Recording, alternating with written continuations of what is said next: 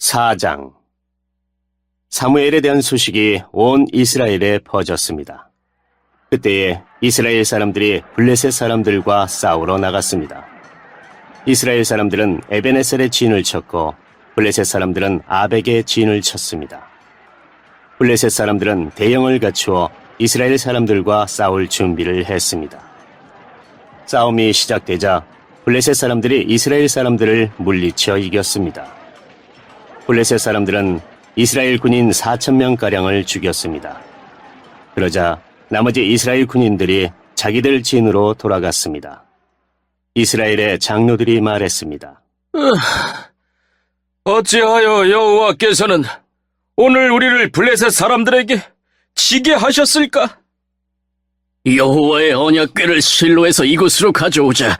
그리고 그 언약궤를 우리 가운데 있게 하자.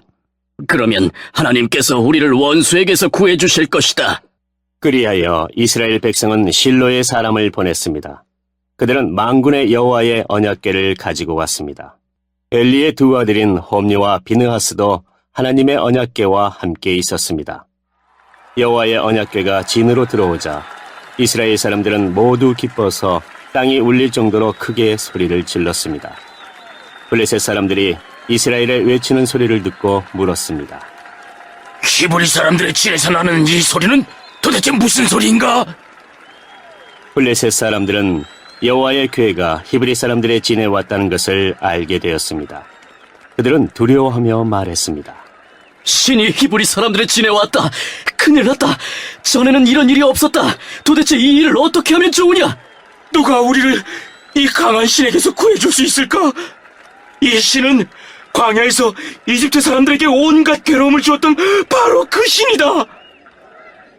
블레셋 사람들아, 용기를 내어라. 사내답게 싸워라. 전에 히브리 사람들은 우리의 노예였지 않았는가? 이제 사내답게 싸우자. 그렇지 않으면 너희는 그들의 노예가 될 것이다. 그리하여 블레셋 사람들은 용감하게 싸워 이스라엘 사람들을 물리쳐 이겼습니다. 이스라엘의 군인들은 모두 자기 집으로 도망쳤습니다. 이스라엘은 크게 져서 군인 3만 명을 잃었습니다. 게다가 하나님의 궤를 블레셋 사람들에게 빼앗겼습니다. 엘리의 두 아들인 홈니와 비느하스도 죽었습니다. 그날 어떤 베냐민 사람이 싸움터에서 달려왔습니다. 그 사람은 너무나 슬퍼 자기 옷을 찢고 머리에 재를 뒤집어 쓴 채 달려왔습니다. 그 사람이 실로에 이르렀을 때 엘리가 길가에 앉아 있었습니다. 엘리는 의자에 앉아 소식이 오기만을 기다리고 있었습니다. 엘리는 하나님의 궤 때문에 걱정이 되었습니다. 베냐민 사람이 실로에 이르러 나쁜 소식을 전하자 마을의 모든 백성들이 큰 소리로 울었습니다.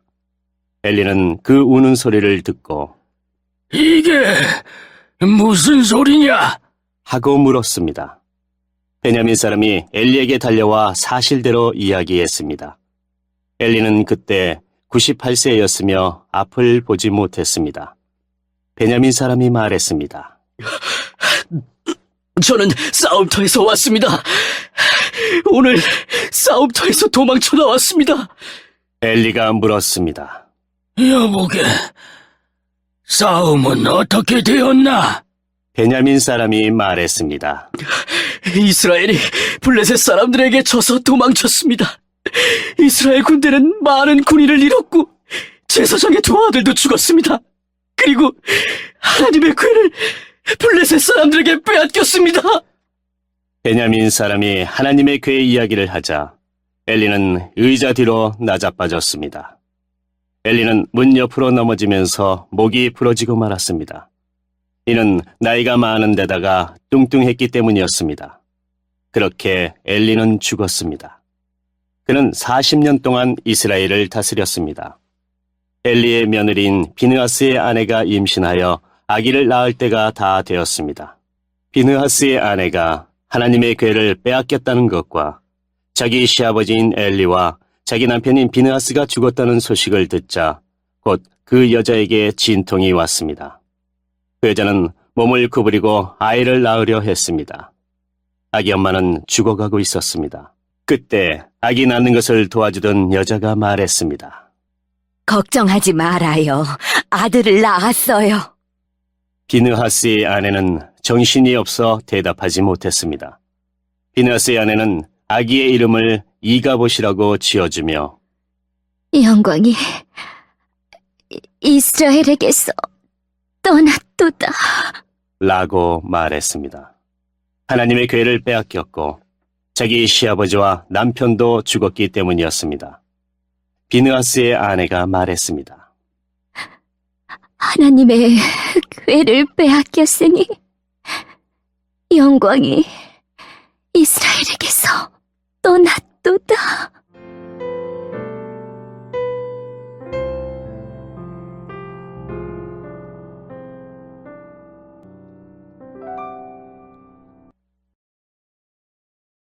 오장 블레셋 사람들은 하나님의 괴를 빼앗아 그것을 에베네셀에서 아스돗으로 가지고 갔습니다. 블레셋 사람들은 하나님의 괴를 다곤 신전에 가지고 가서 다곤 신상 곁에 두었습니다. 아스돗 백성이 이튿날 아침에 일찍 일어나 보니 다곤 신상이 얼굴을 땅에 대고 여호와의 궤 앞에 쓰러져 있었습니다.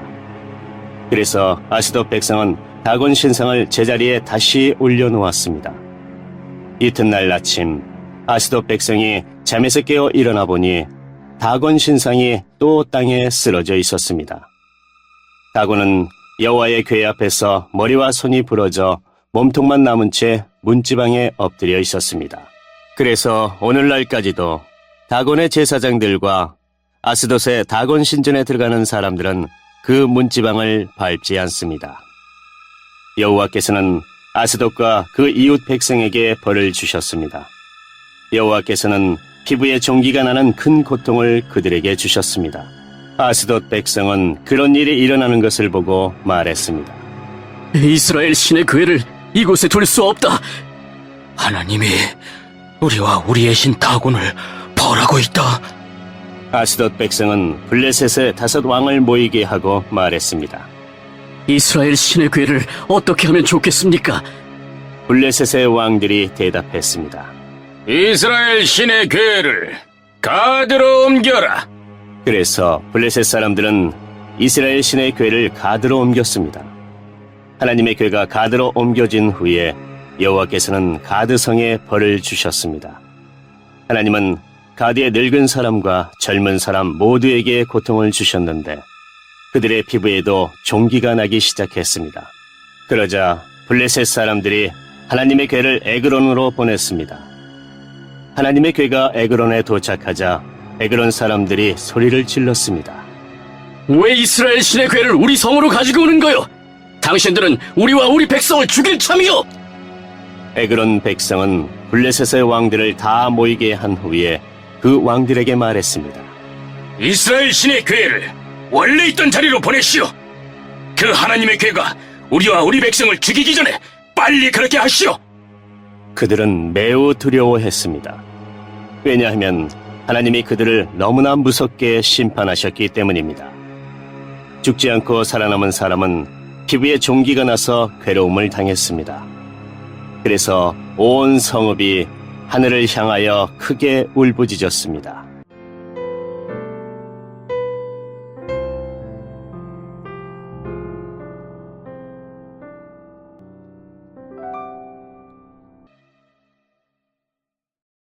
(6장) 블레셋 사람들은 여호와의 궤를 7달 동안 자기 땅에 두었습니다. 그 후 블레셋 사람들은 제사장과 점쟁이들을 불러서 물었습니다. 여호와의 괴를 어떻게 하면 좋겠소? 그것을 원래 있던 곳으로 돌려보낼 방법을 말해주시오. 제사장과 점쟁이들이 대답했습니다. 이스라엘 신의 괴를 돌려보낼 생각이라면 빈손으로 돌려보내지 마시오. 허물을 씻는 제사인 속건 제물과 함께 돌려보내시오. 그래야 여러분의 병이 나을 것이오. 그리고 그 결과를 통해 과연 하나님께서 여러분에게 벌을 내리셨는지도 알 수 있을 것이오. 블레셋 사람들이 물었습니다. 이스라엘의 하나님께 속건 제물로 무엇을 드리면 좋겠소? 제사장과 점쟁이들이 대답했습니다. 피부에 난 종기와 같은 모양으로 금종기 5개를 만드시오. 그리고 금지 5개도 만드시오. 금지와 금종기의 수는 블레셋 왕들의 수와 같아야 하오. 왜냐하면 똑같은 병이 여러분과 여러분의 왕에게 닥쳤기 때문이요. 이 나라를 망치고 있는 종기와 지의 모양을 만드시오. 그것을 이스라엘 신께 바치시오. 그리고 이스라엘 신께 영광을 돌리시오. 그러면 이스라엘 신이 여러분과 여러분의 신과 여러분의 땅에 벌 주시는 것을 멈추실 것이오. 이집트 백성과 파라오처럼 거짓을 부리지 마시오. 하나님께서 이집트 백성에게 심하게 벌을 내리신 후에야 이집트 백성이 이스라엘 사람들을 나가게 한 것 아니었어? 여러분은 새 수레를 만드시오. 그리고 새끼를 낳은 지 얼마 안 된 젖소 2마리를 준비하시오. 그 젖소는 아직 멍에를 메어본 적이 없는 것이어야 하오. 그 젖소들을 수레에 메고 새끼들은 집으로 돌려보내시오. 새끼들이 자기 어미를 따라가게 하지 마시오. 여호와의 궤를 수레에 올려놓으시오. 그리고 금종기와 금지들도 상자에 담아 궤 곁에 두시오. 그것들은 여러분의 죄를 용서받기 위하여 하나님께 드리는 석권 제물이요. 수레를 곧장 앞으로 나아가게 하시오. 그리고 수레를 지켜보시오. 만약 수레가 이스라엘 땅 베세메스 쪽으로 가면 우리에게 이 큰 병을 주신 분은 여호와가 확실하오. 그러나 만약 수레가 베세메스 쪽으로 가지 않으면 이스라엘의 하나님이 우리에게 벌을 주신 것이 아니라 우연히 우리가 병들게 된 것으로 보면 될 것이요. 블레셋 사람들은 제사장과 점쟁이들이 말한 대로 했습니다. 블레셋 사람들은 새끼를 낳은 지 얼마 안 된 젖소 2마리를 가지고 와서 수레에 메우고 그 새끼들은 집으로 돌려보냈습니다. 블레셋 사람들은 여호와의 궤를 수레에 올려놓고 금지와 금종기들이 든 상자도 수레에 올려놓았습니다. 그러자 소들은 베세메스 쪽으로 곧장 갔습니다. 오른쪽으로나 왼쪽으로 치우치지 않았습니다. 블레셋의 왕들은 소들의 뒤를 따라 베세메스의 경계까지 갔습니다. 그때 골짜기에서 밀을 베던 베세메스 사람들이 눈을 들어 여호와의 궤를 보았습니다. 여호와의 궤를 다시 보게 된 그들은 매우 기뻤습니다. 수레는 베세메스 사람인 여호수아의 밭으로 와서 큰 바위 곁에 멈추어 섰습니다. 베세메스 사람들은 수레의 나무를 잘라냈습니다. 그리고 소를 잡아서 주께 제물로 바쳤습니다. 레위 사람들은 여호와의 궤를 내려놓고 금지와 금종기가 든 상자도 내려놓았습니다. 레위 사람들은 그 2 상자를 큰 바위 위에 올려놓았습니다. 베세메스 백성은 그날 태워드리는 제물인 번제물과 희생 제물을 여호와께 바쳤습니다. 블레셋의 5 왕은 이 모든 일을 지켜보고 그날 에그론으로 돌아갔습니다. 블레셋 사람들이 보낸 금종기는 여호와께 바치는 허물을 씻는 제물인 속건 제물이었습니다. 금종기를 보낸 마을의 이름은 아스돗, 가사, 아스글론, 가드, 그리고 에그론입니다.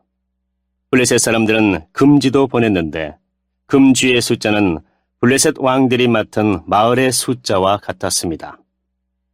금지를 보낸 마을 중에는 성벽을 가진 굳건한 성도 있었고 시골 마을들도 있었습니다. 베세메스 사람들이 여호와의 궤를 올려놓았던 큰 바위는 지금도 베세메스 사람 여호수아의 밭에 그대로 있습니다. 그런데 베세메스 백성 중 여호와의 궤를 들여다본 사람들이 있었습니다. 그러자 여호와께서는 그들을 쳐 70명을 죽이셨습니다.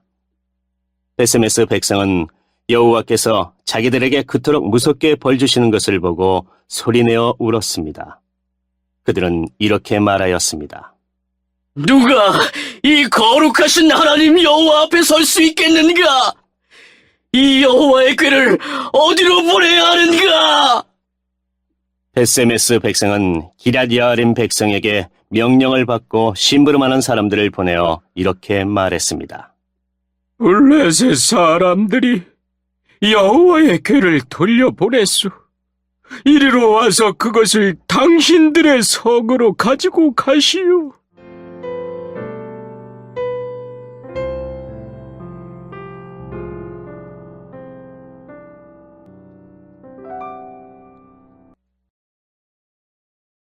7장. 기럇여림 사람들이 와서 여호와의 궤를 가지고 갔습니다.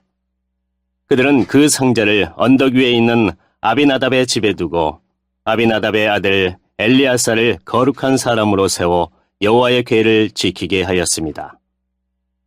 여호와의 궤는 기럇여림에 오랫동안 머물러 있었습니다. 머무른 기간은 20년이었습니다. 이스라엘 백성은 다시 여호와를 따르기 시작했습니다. 사무엘이 이스라엘 모든 지파에게 말했습니다. 만약 여러분이 진심으로 여호와께 돌아오려면 여러분 가운데 있는 이방신들과 아스타롯 우상을 없애버려야 하오. 여러분은 온전히 여호와께 자신을 바치고 여호와만을 섬겨야 하오. 그러면 여호와께서 여러분을 블레셋 사람들에게서 구해 주실 것이요. 그리하여 이스라엘 사람들은 바알과 아스다롯 우상들을 없애버리고 오직 여호와만을 섬겼습니다. 사무엘이 말했습니다. 모든 이스라엘 사람들은 미스바에 모이시오. 여러분을 위해 여호와께 기도드리겠소. 그래서 이스라엘 사람들은 미스바에 모였습니다. 그들은 땅에서 물을 길어내어 여호와 앞에 부었습니다. 그들은 그날 아무것도 먹지 않고 우리는 여호와께 죄를 지었습니다. 하고 고백했습니다.